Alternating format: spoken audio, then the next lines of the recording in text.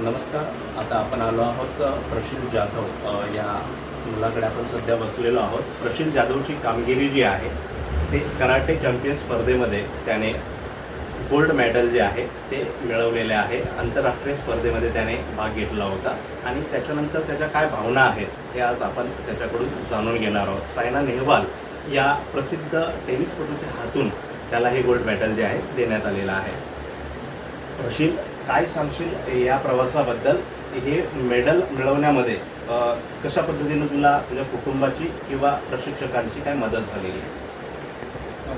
खरं तर स्टार्टिंगमध्ये माझे सर, त्यांचे मी आभार मानतो.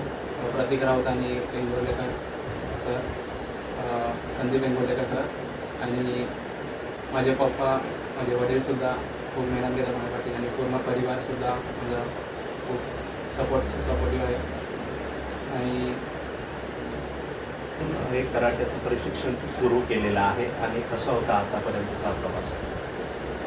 मी 8वीपासून चालू केला प्रवास.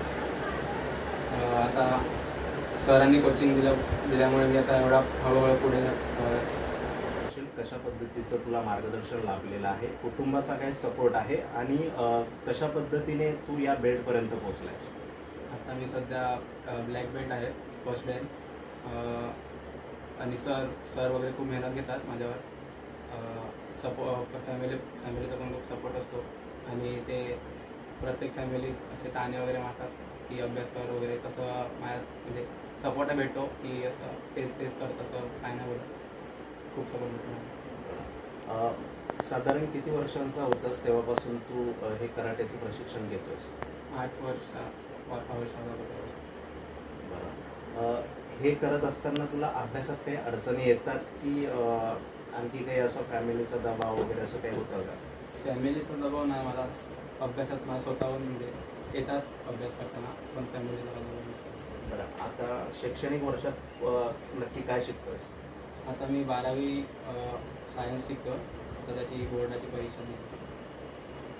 आज तुला सायना नेहवालची प्रसिद्ध अशी टेनिसपटू आहे, तिच्या हातून तुला आज गोल्ड मेडल जे आहे ते मिळालेलं आहे. नक्कीच समाजासाठी हा गौरवाचा क्षण आहे.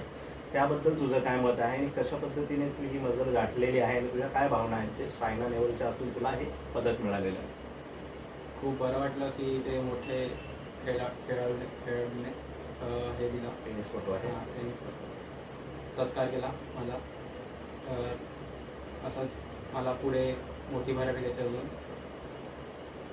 बरं, ही भरारी घेत असताना तुला सायना नेहवाल जेव्हा तुझ्या समोर आली आणि तुला हे सगळं जे मेडल देत होती तेव्हा तुझ्या मनामध्ये नक्की काय होतं?